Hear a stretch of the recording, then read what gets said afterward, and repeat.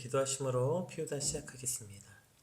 하나님 감사합니다. 오늘도 우리에게 주시는 이 지혜의 잠언의 말씀을 통해서 이 세상을 우리가 어떻게 살아가야 하는지 또 참된 지혜를 얻게 되는 오늘이 되게 하여 주시옵소서. 말씀대로 살아갈 때에 우리 안에 진짜 지혜로운 삶이 될 줄 믿사오니 오늘 말씀을 통해 어떻게 살아가야 하는지 그 방법과 힘을 얻는 시간들이 되게 하여 주시옵소서. 감사합니다. 예수님의 이름으로 기도드립니다. 아멘. 오늘 저희 함께 살펴볼 말씀은 잠언 25장 1절에서 13절까지 말씀입니다. 이것도 솔로몬의 잠언이요 유다 왕 히스기야의 신하들이 편집한 것이니라. 이를 숨기는 것은 하나님의 영화요 이를 살피는 것은 왕의 영화니라. 하늘의 높음과 땅의 깊음 같이 왕의 마음은 헤아릴 수 없느니라. 은에서 찌꺼기를 제거하라. 그리하면 장색이 쓸만한 그릇이 나올 것이요 왕 앞에서 악한 자를 제하라. 그리하면 그의 왕위가 의로 말미암아 견고히 서리라. 왕 앞에서 스스로 높은 채 하지 말며 대인들의 자리에 서지 말라. 이는 사람이 이리로 올라오라고 말하는 것이 내 눈에 보이는 귀인 앞에서 저리로 내려가라고 말하는 것보다 나음이니라. 너는 서둘러 나가서 다투지 말라. 마침내 내가 이웃에게서 욕을 보게 될 때에 내가 어찌할 줄을 알지 못할까 두려우니라. 너는 이웃과 다투거든 변론만 하고 남의 은밀한 일은 누설하지 말라. 듣는 자가 너를 꾸짖을 터이요 또 내게 대한 악평이 내게서 떠나지 아니할까 두려우니라. 경우에 합당한 말은 아로 새긴 은 쟁반의 금 사관이라. 슬기로운 자의 책망은 청종하는 귀에 금고리와 정금 장식이니라. 충성된 사자는 그를 보낸 이에게 마치 추수하는 날의 얼음 냉수 같아서 능히 그 주인의 마음을 시원하게 하느니라. 아멘.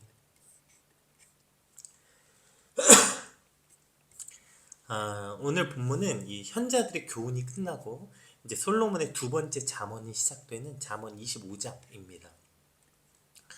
그러니까 첫 번째 솔로몬의 단편 경구들, 그러니까 이것은 솔로몬이 직접 편찬했다면 이 두 번째 잠언은 바로 히스기야 때 편찬했다라고 이제 오늘 1절에 밝히고 있죠. 그러니까 열왕기상에 보면 솔로몬은 3,000개의 잠언을 말하였다고 기록되어 있거든요. 그러니까 솔로몬과 히스기야 이 사이에는 200년의 시차가 있는데 그 200년의 시차를 가지고 3,000개의 자료를 수집하고 또 그 중에서 또 기록할 것을 따로 빼고 이렇게 편집하는 작업이 물론 굉장히 쉬운 일이 아니었겠죠.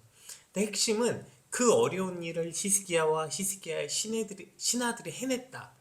그게 핵심이 아니라 그러니까 구전으로 전해져 왔던 성경들이 여러 사본들이 있지만 그 여러 사본들 속에서도 성경의 주된 내용은 거의 훼손됨이 하나도 없는 것처럼 이 솔로몬의 제2의 잠언 역시 200년의 시차가 있었지만 하나님께서 이 말씀을 보호하시고 지키셨기 때문에 오늘 우리가 이 말씀을 온전히 묵상할 수 있게 되었고 또 하나님이 이 말씀 그러니까 즉 하나님의 말씀은 영원 불변함을 우리가 믿는 것인 것이죠. 오늘 이러한 것이 오늘 2절에서 말하는 왕의 영화가 아닌가 싶어요. 우리 오늘 보면 2절 한번 살펴볼까요? 이를 숨기는 것은 하나님의 영화요 이를 살피는 것은 왕의 영화니라. 네, 이렇게 되어 있죠. 그러니까 하나님의 일을 우리가 당연히 알 수 없고 알 길도 없죠. 이 땅에서 일어나는 현상조차 우리가 설명이 불가능한데 하물며 그것을 지으시고 만드시고 계획하신 하나님을 우리가 어떻게 온전히 알 수 있겠어요. 하나님의 계획과 섭리를 당연히 온전히 알 수 없지만 그럼에도 그것에 대한 깊은 통찰을 가지고 하나님의 비밀을 조금이라도 알길 원하고 엿볼 수 있길 원하는 것, 그것이 우리가 이 땅에서 누릴 수 있는 영화인 것이죠. 그러니까 오늘 우리가 사실 아무 생각 없이 살면 오늘 뭐 우리 하루 일상에 아무런 감흥이 없는 거예요. 그런데 그 일을 세세히 살펴서 오늘 우리가 살아가는 이 모든 일상이 얼마나 놀라운 하나님의 신비인지, 하나님께서 그 많은 섭리를 우리 일상에서 숨기셨지만 그것을 우리가 살폈을 때 그것의 놀라운 신비를 깨닫게 되는 것, 그것이 우리가 이 땅을 살아갈 수 있을 때 누릴 수 있는 영화라는 것이죠. 우리가 그 은혜라는 찬양 가사처럼 내 삶에 당연한 것 하나도 없었던 것을 모든 것이 내 은혜였어. 아무 생각 없이 이 땅을 살아가면 뭐 당연한 거지. 해가 뜨고 지고 뭐 당연한 거 아닌가? 그 당연한 것이 하나도 없고 이 땅 가운데 당연한 것은 하나도 없고 그 모든 일들이 얼마나 놀라운 은혜인가 그것을 살펴볼 수 있는 것. 이것이 오늘 우리가 이 땅 가운데 살아갈 수 있는 삶의 영화인 것이죠. 오늘 우리 삶에 숨겨진 놀라운 은혜와 섭리를 발견해서 그것을 찾는 영화를 누리는 것, 그것이 오늘 저와 여러분의 삶이 되시길 주님으로 축복합니다. 오늘 이 본문은 특별히 이제 왕에게 주는 첫 번째 교훈이거든요. 그러니까 왕을 소재로 주는 교훈이잖아요. 우리 2절, 3절 다시 한번 읽어볼게요. 이를 숨기는 것은 하나님의 영화요, 이를 살피는 것은 왕의 영화니라. 하늘의 높음과 땅의 깊음 같이 왕의 마음은 헤아릴 수 없느니라. 그러니까 왕의 영화가 왕의 높음이 아니라 하나님의 일을 살피는 것으로부터 왕의 지혜와 왕의 위엄이 나온다, 이런 것이죠. 왜냐하면 지혜의 근본은 당연히 하나님이시니까요. 그러니까 지혜로운 리더가 되고 싶고 통찰력 있는 어떠한 사람이 되고 싶다면 여기서 출발해야 되는 것이죠. 하나님의 섭리를 살피는 것, 일을 숨기시는 것 하나님의 영화요, 그것을 살피는 게 왕의 영화라고요.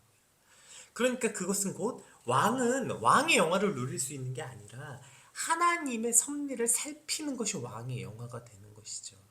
즉 하나님의 섭리를 살피는 것, 그것이 우리가 가질 수 있는 이 땅의 가장 최고의 리더십이 되는 것입니다. 그것이 가정의 일이든 회사의 일이든 교회의 일이든 하나님이 우리 가정을 향한 섭리가 무엇인지 묻고, 하나님이 우리 교회를 향한 섭리가 무엇인지 묻고, 하나님이 우리 회사를 향한 섭리가 무엇인지 묻고, 그 하나님의 섭리에 관심을 두는 것, 그것이 바로 우리의 지혜요 가장 큰 통찰력이라는 것이죠. 따라서 이 땅의 왕은 왕이 지혜로움을 가질 수 있는 게 아니라, 왕이 어마어마한 통찰력을 가질 수 있는 것이 아니라 그 모든 일을 섬기신 그 하나님의 섭리에 관심을 두고 그것을 묻고 하나님께 나아갈 때, 그것을 살필 때 얻어지는 것이야말로 진짜 지혜요 통찰이 되는 것인 것처럼, 오늘 우리가 우리에게 허락하신 가정, 교회, 회사 그 모든 곳에서 즉 하나님의 섭리를 살핌으로 우리가 얻을 수 있는 최고와 지혜와 통찰을 얻게 될 수 있게 된다는 것입니다.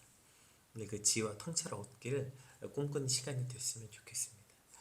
4절에서 5절 말씀도 한번 읽어보겠습니다. 4절에서 5절. 은에서 찌꺼기를 제거하라. 그리하면 장색에 쓸만한 그릇이 나올 것이요, 왕 앞에서 악한 자를 제하라. 그리하면 그의 왕위가 의로 말미암아 견고히 서리라.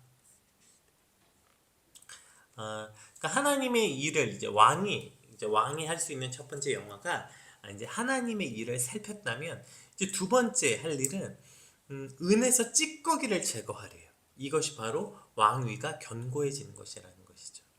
그러니까 우리 삶의 왕위를 견고하게 하는 일은 바로 우리 삶의 이 찌꺼기를 제거하는 일이에요. 그러면 바로 쓸만한 그릇이 된다는 것이죠. 이 비슷한 말씀이 그 디모데후서에도 있잖아요. 우리 디모데후서 말씀 한번 볼까요? 디모데후서 2장. 큰 집에는 금그릇과 은그릇뿐 아니라 나무 그릇과 질그릇도 있어 귀하게 쓰는 것도 있고 천하게 쓰는 것도 있나니, 그러므로 누구든지 이것에서 자기를 깨끗하게 하면 귀히 쓰는 그릇이 되어 거룩하고 주인의 쓰심에 합당하며 모든 선한 일에 준비함이 되리라. 대단한 그릇이 되고 금그릇이 되면 뭐예요? 그릇은 더러우면 못 쓰는 거예요. 그래서 그 더러움을 제거해야 깨끗하게 돼야만 귀히 쓰는 그릇이 된다는 것이죠.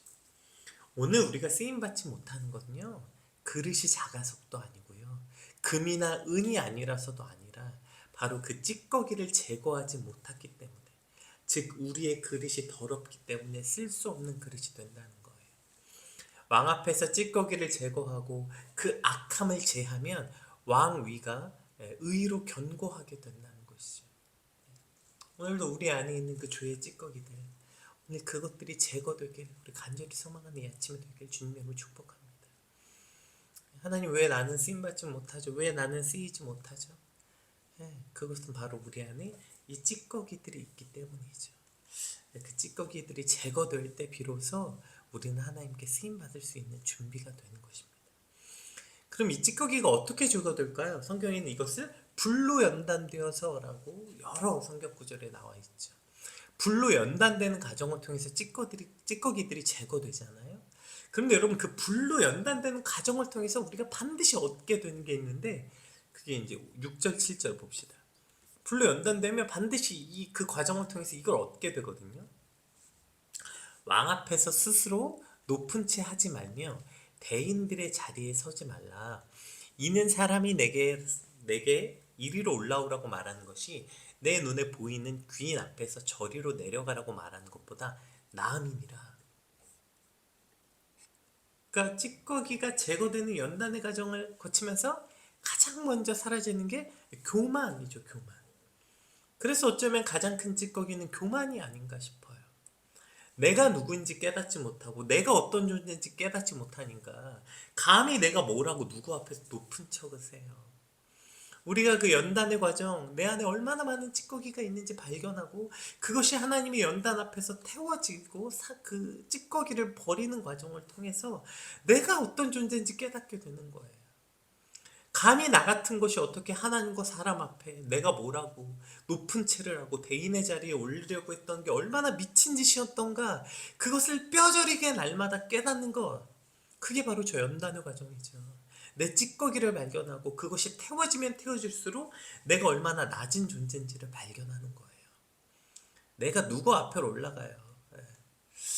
누가 끌어내려서가 아니라 내가 그것을 깨닫게 되는 순간 그 자리에 서 있을 수 없어요. 스스로 내려갈 수밖에 없어요. 날마다 내가 어떤 자리에 있는지 깨닫게 되는 것이죠. 찌꺼기를 발견하고 제거하는 자들의 삶은 그 불의 연단을 거치면 거칠수록 절대로 높은 채 할 수 없는 삶인 것입니다. 따라서 우리 안에 그 날마다 이 찌꺼기를 제거함으로 하나님 앞에 내가 어떠한 존재인지 깨달을 수밖에 없고, 감히 높은 채 할 수 없고 대인의 자리에 설 수 없는 것, 우리의 자리를 온전히 찾고 그 온전한 겸손한 태도, 삶을 살아갈 수밖에 없게 된다는 것이죠. 이것이 오늘 잠언이 주는 교훈입니다. 우리 안에 날마다 찌꺼기를 제거해야 돼요. 그래서 우리의 위치를 온전히 찾고 감히 하나님과 사람 앞에 내가 높은 채, 대인인 채 그 정신 나간 짓을 하지 않게 될 수 있게 되길 주님으로 축복합니다. 이제 여기까지가 왕에게 주어졌던 교훈이라면, 이제 8절에서 이하는 우리가 그 사람과의 관계에서 특히 이제 분쟁과 다툼이 있을 때 우리가 어떤 태도를 취해야 되는지에 대한 교훈을 주고 있거든요. 우리 8절에서 10절 말씀 한번 같이 살펴보겠습니다. 8절에서 10절. 너는 서둘러 나가서 다투지 말라. 마침내 내가 이웃에게서 욕을 보게 될 때 내가 어찌할 줄을 알지 못할까 두려우니라. 너는 이웃과 다투거든 변론만 하고 남이 은밀한 일을 누설하지 말라. 듣는 자가 또 너를 꾸짖을 터이요 또 내게 대한 악평이 내게서 떠나지 아니할까 두려우니라. 그러니까 우리가 어떤 분란이 생길 수 있죠. 누군가하고 다툼이 생길 수 있어요. 물론 그리스도인이 살면서 누구하고 다투지 않아야 하겠지만, 그러나 어떠한 문제 또 내가 다투려고 한 게 아니라 어쩔 수 없는 어떠한 변론을 해야 되는 자리에 서게 되잖아요. 그럴 때 그 일에 대해서만 말하라는 거예요. 그러니까 그 변론을 뛰어넘어서 그 상대방을 비방하거나 그 비밀이나 약점에 대해서 말하지 말라는 거예요. 이것이 인간의 악함이 아닌가 싶어요. 우리가 늘 어떤 문제 때문에 싸우잖아요. 예를 들어서 A라는 분쟁이 있었다 칩시다. 그러면 그 A에 관한 말만 해야 되거든요. 근데 꼭 그 A에 관한 말이 아니라 B, C, D, 그러니까 그걸 말하는 메신저 자체를 공격해버려요. 이 일과 전혀 상관없는 그 사람의 약점이나 흠이나 비밀 같은 걸 밝혀내서 그 사람 자칫 흠집을 내는 거죠. 뭐 예를 들어서 우리가 회사에서 어떤 사람이 그 회사에서 그 업무상 문제가 생겼다고 칩시다. 그럼 그 업무에 관한 문제만 얘기를 해야죠. 그런데 그걸 뛰어넘어서 그 사람의 가정사부터 거봐 그래서 뭐죠 그 집에서 그런 일이 벌어지고 그러니까 뭐 와이프가 바람이 났고 거봐 그렇게 하니까 애가 그 모양이고 이렇게 된다고 이렇게 인간이 약함이 그러니까 그 사람이 어떤 회사에서 문제가 생겼고 회사에 관한 문제만 이야기하면 그것에 관해서만 얘기를 해야 되는데 온갖 가정 문제, 대인관계 문제 뭐 별의별 문제를 그냥 다 들춰내는 것이죠. 그렇게 해서 그 사람에게 흠집을 내려고 하는 거예요. 이러한 그 비열할 일들을 하지 말라는 거예요.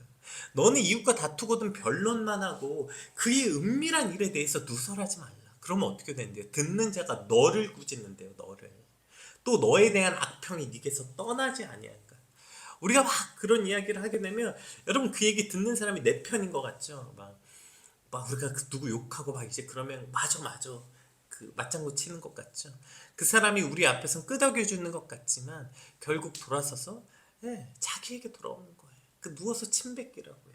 내 앞에선 고개를 끄덕이는 것 같고 동조하는 것 같아도 결국 뒤돌아서면 똑같은 사람이 되거나 그보다 더한 악평이 따라다니게 된다고요. 우리가 어떤 일에 했을 때 우리가 누군가를 그렇게 평가했던 평가함으로 똑같이 우리도 그렇게 되는 저거 봐 저거 맨날 남 욕하더니 저 똑같이 됐다고 그렇게 되는 거예요. 오히려 그걸 듣는 자가 그래 정말 이래? 쟤 정말 못됐다 하는 거 아니고요. 아니야 내 앞에서는 그렇게 말할지도 모르겠죠. 그러나 뒤돌아서 너를 꾸짖는다고 저 참 쓸데없다 저거 뭐 저렇게까지 해야 되나 오히려 누워서 침 뱉는 거예요. 그 자기를 살을 깎아 먹는 거예요. 여러분 우리가 살면서 다툴 수 있고요. 분쟁이 생길 수 있어요. 그것에 대해서 변명할 수도 있어요. 그러나 그거 이상을 넘어가면 안 돼요. 그건 너무나도 비겁하고 비열한 그리스도인이 돼서는 안 된다고요. 여러분 이거 특별히 가정에서도 마찬가지예요. 가족 안에서. 특히 이제 뭐죠? 어떤 문제 가지고 남편과 아내가 싸우거나 부모와 자식이 이제 다툴 수 있죠. 그러면 그 문제만 가지고 말해야죠.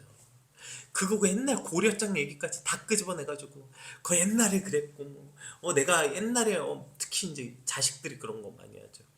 자기가 뭐 실수하고 했으면 잘못했습니다 하면 되는데 그거 옛날에 엄마가 나한테 해준 상처 때문이래.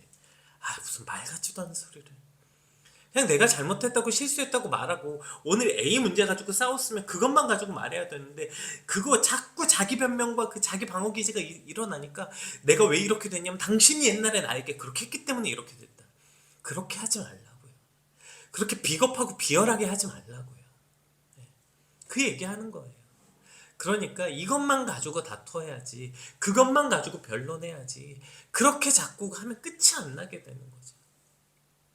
특별히 그렇게 비겁하고 비열한 그리스도인 특별히 가정에서 가정의 분란 가운데서도 남편과 자녀 남편과 부부 사이에 아내 사이에 또 부모와 자식 가운데서 그렇게 남의 은밀한 일까지 그 예전의 실수와 잘못까지 다 들춰내서 그것 가지고 그렇게 비열하게 서로 공격하는 일 그렇게 하지 말라고 오늘 잠언은 교훈하고 있는 것입니다.